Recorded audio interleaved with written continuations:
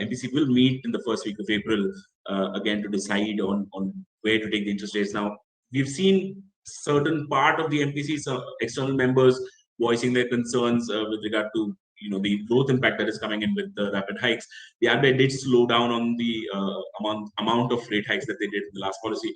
But to your mind, what is April looking like?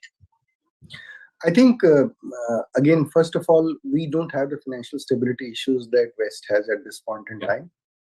We also, I think we should be mindful of the fact that our projected inflation rate for FY24 is going to be within the RBI's target band, which is 4 to 6%. It is still not at, the 2 to 6% band. It is not at 4% where RBI wants it to be. It is higher than that, but it is within the band. So we don't have the kind of problem that Fed has, which has a target of 2%, and the actual inflation is currently at around 6%. Right, the gap is very wide in those economies. At the same point in time, I think India has is growing reasonably well. So our growth is also looking quite okay for the next year.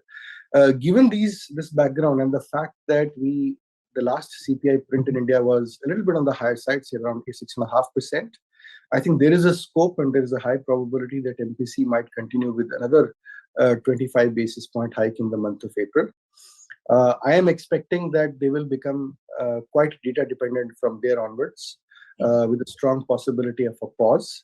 But things change quite materially in a short span of time. So we'll have to see what happens between now and the time when MPC meets.